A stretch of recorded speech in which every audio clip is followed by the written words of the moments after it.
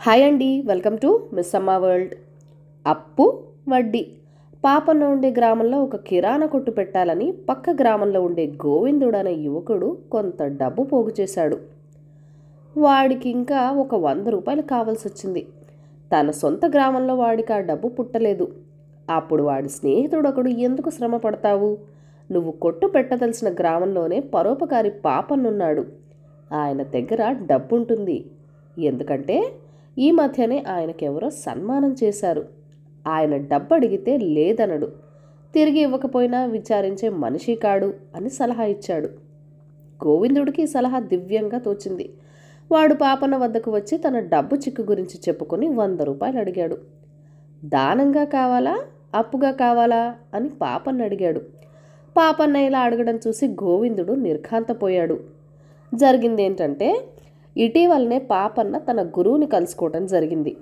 ఆ సందర్భంలో గురువుగారు పాపన్న వ్యవహారాలన్నీ తెలుసుకుని, చూడు పాపన్న, నువ్వు దాన ధర్మాలు చేసేటప్పుడు పాత్ర విచక్షణ అవలంబించాలి.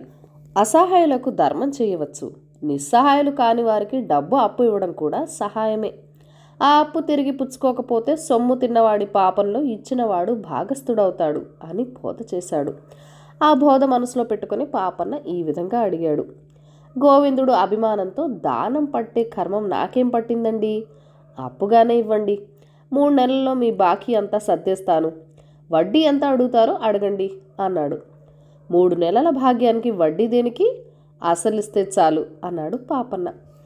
పత్రం రాసి ఇమ్మన్నారా అని అడిగాడు గోవిందుడు. నీలో నీకు విశ్వాసం లేకపోతే రాసివ్వు అన్నాడు పాపన్న.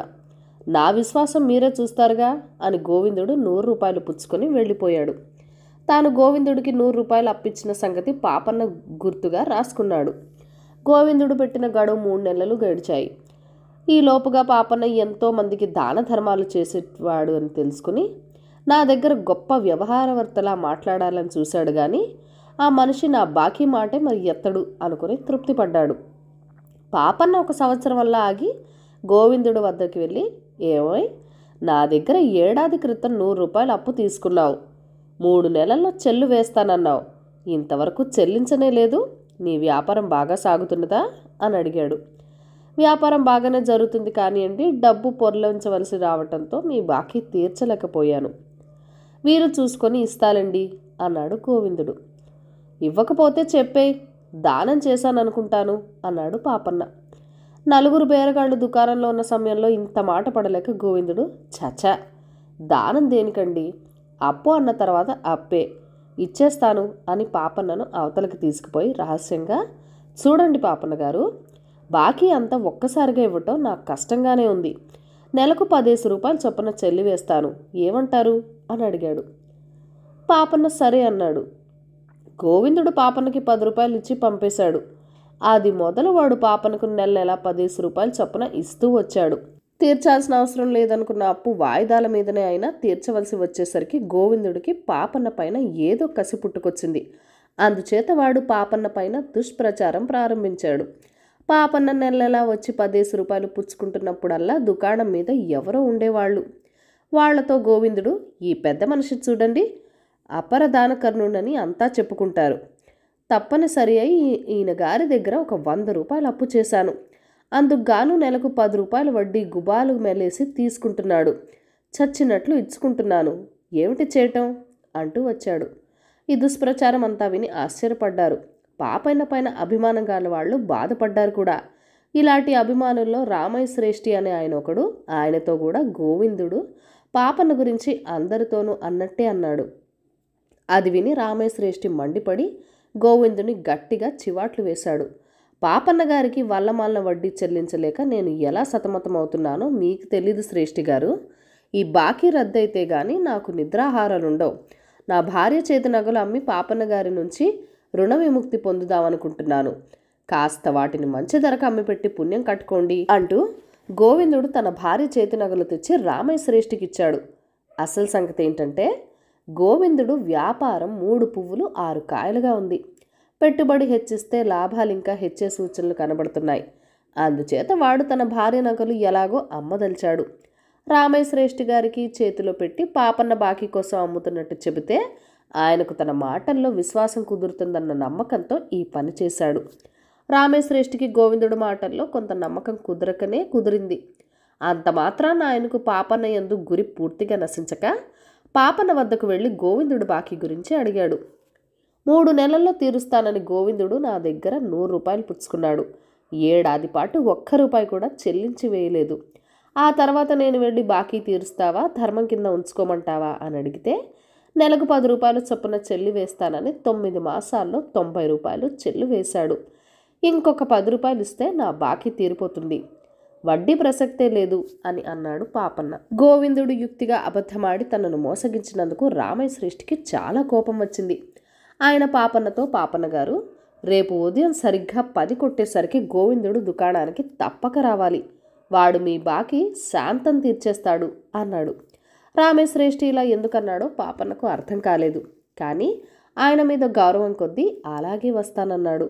మర్నాడు 10 గంటలు కొట్టడానికి ఇంకా కొద్ది వ్యవధి ఉందనగా రామేశ్రేష్ఠి రూపాయల మూట పట్టుకొని ఒకరిద్దరు ఊరు పెద్దల వెంట పెట్టుకొని గోవిందుడు దుకాణానికి వచ్చి గోవిందుడితో, ఇదిగో నువ్విచ్చిన నగల అమ్మగా వచ్చిన డబ్బు మంచి ధరకే అమ్మాను. దీంతో పాపన్న గారి అసలు ఫాయిదాలు చెల్లించి రుణ విముక్తుడై ఇక మీదట నిశ్చింతగా ఉండు అన్నాడు. అంతలోనే పాపన్న అక్కడికి రాని వచ్చాడు. రామేశ్రేష్ఠి అతనితో, దయచేయండి పాపన్న గారు, మీ గురించే అనుకుంటున్నాం. పాపం గోవిందుడు మీ బాకీ చెల్లించడం కోసం భారీ నగలు కూడా అమ్మి డబ్బు సేకరించి రుణ విముక్తి పొందాలనుకుంటున్నాడు. చిన్న వ్యాపారస్తుడు కావటం చేత భారీ వడ్డీ ఇచ్చుకోలేక సతమతమయ్యాడు. ఇదిగో మీకు ఈ నెల రావాల్సిన వడ్డీ 10 రూపాయలు, మీరిచ్చిన అసలు 100 రూపాయలు కలిసి 110 రూపాయలు అంటూ పాపన్నకు 110 రూపాయలు ఇవ్వబోయాడు.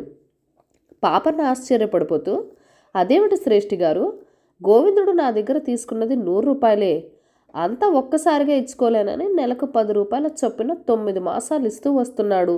ఇంకా నాకు రావాల్సింది 10, పైన 100 ఏమిటి అన్నాడు. ఆ సంగతి శ్రేష్ఠికి తెలుసు కానీ అతని వెంట వచ్చిన పెద్దలకు తెలీదు. వాళ్ళు కూడా పాపన్న గోవిందుడు వద్ద వండి గుజ్జుతూనే ఉన్నాడు అని అనుకున్నారు. గోవిందుడు ఇంతకాలంగా చేసిన నీచ ప్రచారం వాళ్ళకి ఇప్పుడు అర్థమైంది. వాళ్ళు గోవిందుడిని నానా మాటలు అన్నారు. పాపన్న ఆ గడువు అంతా పట్టించుకోకుండా తనకు రావాల్సిన 10 రూపాయలు తీసుకుని వెళ్ళిపోయాడు. గోవిందుడు పాపన్న మీద నీచ ప్రచారం చేసినట్టు కొద్దిసేపట్లోనే ఊరంతా తెలిసిపోయింది. అతని వ్యాపారం కూడా ఆనాటి నుంచి దెబ్బతిన్నది. రాజకుమార్తె నవ్వింది. ఒక రాజుకు ఒక అందాల కూతురుండేది. ఆమె అందం గురించి 12 దేశాల్లో చెప్పుకున్నారు. అనేక మంది రాజకుమారులు ఆమెను పెళ్లాడతామని వచ్చారు. ఆమె వారిలో ఒక్కరిని కూడా చూడనైనా లేదు. అసలు సంగతి ఏంటంటే, ఈ అందాల రాజకుమార్తెకు మనుషులంటే పరమ అసహ్యం. దానికి తోడు ఆమె ఎన్నడూ నవ్వదు. ఆఖరుకు ఆమె ముఖాన చిన్న చిరునవ్వు కూడా ఎన్నడూ రాలేదు. ఎంతేసి గొప్ప రాజకుమారులు అందగాళ్లను తన కుమార్తె నిరాకరించటం చూసి రాజు విసిగిపోయి తన కుమార్తెను ఎవరు నవ్విస్తే వారికి ఆమెనిచ్చి పెళ్లి చేసి అర్ధరాజ్యం కూడా ఇస్తానని చాటింపేయించాడు. ఆ చాటింపు విను రకరకాల హాస్యగాళ్లు, విదూషకులు ఇతర 4 దిక్కుల నుంచి తండోపతండాలుగా వచ్చి రాజకుమార్తెను నవ్వించటానికి పడరాని పాటలు పడ్డారు. కానీ వాళ్ల శ్రమ యావత్తూ వృధా అయింది. రాజకుమార్తె నవ్వనే లేదు. రాజుగారి ఇంటికి సమీపంలోనే ఒక కాపు నివసిస్తున్నాడు. ఆ కాపుకు 3 కొడుకులున్నారు. అతను తన పెద్ద కొడుకును పిలిచి, ఒరే, నిన్ను చూసి అందరూ తెగ నవ్వుతారు. రాజుగారింటికి వెళ్ళి రాజకుమార్తెని నవ్వించావంటే మన పంట పండినందన్నమాటే అన్నాడు. కాపు పెద్ద కొడుకు రాజుగారి వద్దకు వెళ్ళి రాజకుమార్తెను నవ్విస్తానన్నాడు. రాజుగారికి ఏమాత్రం నమ్మకం చిక్కడం లేదు. అయినా ప్రయత్నించమన్నాడు. కాపు పెద్ద కొడుకు రాజకుమార్తెను నవ్వించడానికి ప్రయత్నించి ఓడిపోయినందుకు శిక్షగా 3 కొరడా దెబ్బలు తిని ఇంటికి చేరుకున్నాడు. వెంటనే కాపు రెండో కొడుకు తాను ప్రయత్నిస్తానన్నాడు. వాడు చూడటానికే నవ్వొచ్చేటట్టున్నాడు. వాడికి ఒక కాలు పొట్టి మరొక కాలు పొడుగును. అందుచేత వాడు కాలు తీసి కాలు వేసినప్పుడల్లా దిబ్బ ఎక్కి దిగుతున్నట్టు ఉంటాడు. దానికి తోడు వాడు మాటకారి. అందుచేత తండ్రి వాడిని కూడా రాజభవనానికి వెళ్ళనిచ్చాడు. అయితే వాడి అవతారము మాటకారితనము రాజకుమార్తె మీద పారలేదు. వాడు కూడా కొరడా దెబ్బలు తిని ఇంటికి వచ్చేశాడు. ఆ తర్వాత కాపు 3వ కొడుకు సంగడు తాను పోతానన్నాడు. వాడికి మామూలు తెలివితేటలు కూడా లేవు. బొత్తిగా ఏ పని చేయలేడు. అందుచేత తండ్రి ఒప్పుకోలేదు. కానీ సంగడు కాదు కూడదు వెళ్ళి తీరాలని బయలుదేరాడు. వాడు రాజభవనానికి వెళ్ళి నేను రాజకుమార్తెను నవ్విస్తాను అని అందరూ అన్నట్టు అనక తనకేదైనా పని కావాలని అడిగాడు. వాడికి నది నుంచి కావడిలో నీళ్లు చేరవేసే పని ఇచ్చారు. ఒకనాడు వాడు నదిలో బిందె ముంచేసరికి ఒక పెద్ద చేప బిందెలోకి వచ్చింది. వాడు కావడి ఎత్తుకొని తిరిగి వస్తూ ఉండగా ఒక ముసల్ది ఒక పెద్ద బాతుని వెంట పెట్టుకొని వస్తూ ఎదురుపడింది. ఆ బాతు మేలిమి బంగారు రంగులో ఎంతో చూడముచ్చటగా ఉన్నది. సంగడామెను పలకరించి, ఎంత అందమైన బాతు, దాన్ని నాకు ఇయ్యరాదావా అన్నాడు. అవ్వ బిందెలో ఉన్న చేపను చూసి, ఆ చేపనిచ్చి బాతు తీసుకో అన్నది. సంగడు సంతోషంగా ఒప్పుకున్నాడు. అవ్వ చేపను తీసుకొని బాతు సంగడికిస్తూ, ఈ బాతు మామూలు బాతు కాదు, దీన్ని ఎవరినైనా తాకినప్పుడు అంటుకొని వెంటరా అన్నావంటే ఆ మనిషి బాతుకి అంటిల్లా అయిపోయి తప్పించుకోలేడు అని రహస్యంగా చెప్పింది. మరీ మంచిది, అలాంటి బాతుంటే అంతులేని చేపలు పట్టవచ్చు అని సంగడు బాతుని తీసుకుని బయలుదేరాడు. దారిలో వాడికి మరొక ముసలిది కనిపించి, ఎంత చక్కని బాతో, ఒక్కసారి దాన్ని నెమర్నిస్తావా బాబు అన్నది. నిమురుగాని ఈకల్లాగమాక అన్నాడు సంగడు. ముసలిది బాతు మీద చెయ్యి వేసి నిమరాన్ని ఆరంభించగానే వాడు, అంటుకుని వెంటరా అన్నాడు. వెంటనే ముసల్దాని చేతులు బాతుకు అంటుకుపోయి సంగడు బాతుతో సహా ముందుకు సాగాడు. ముసలిది విధి లేక వెంట నడిచింది. వాళ్ళలా కొంత దూరం వెళ్ళేసరికి ముసల్దాని చేత మోసపోయిన ఒకడు దాన్ని చూసి కసి కొద్దీ కాలెత్తి ఒక్క తన్ను తన్నాడు. ఆ క్షణంలో సంగడు, అంటుకుని వెంటరా అన్నాడు. ఆ మనిషి కాలు ముసల్దానికి అంటుకుపోవటం చేత వాడు ఒంటి కాలు మీద గెంతుతూ తాను కూడా నడవసాగాడు. వాళ్ళు అలాగే రాచనగర ప్రవేశించారు. అక్కడ ఒక కమ్మరి ఆ దృశ్యం చూసి గెంతుతున్న మనిషిని గుర్తించి వాడికి సహాయం చేద్దామని వెనక నుంచి పట్టుకులాగాడు. అంటుకుని వెంటరా అన్నాడు సంగడు. కమ్మరి కూడా బారు చేయి జారిపోయాడు. ఇలా వాళ్ళు రాజభవనం వెనక భాగం చేరేసరికి బయట కోలాహలం విని రాజుగారి వంటలక్క గరిటతో సహా బయటికి వచ్చి సంగడి చేతిలో బాతును చూసి, ఎంత అందమైన బాతో, ఒక్కసారి నిమురనిస్తావా సంగడు అన్నది. అది విన్ని కమ్మరి, దాన్నే నిమురుతావు, నన్ను నిమురు అన్నాడు పరాచకంగా. ఏమన్నావురా కోతి వెదవా అంటూ వంటలక్క గరిట పెట్టి కమ్మరి నడుం మీద ఒక్కటి పెట్టింది. అంటుకొని వెంటరా అన్నాడు సంగడు. వంటలక్క గరిటతో సహా బారులో చేరింది. ఇంతమందిని రాజభవనం ముందు తీసుకుపోయాడు సంగడు.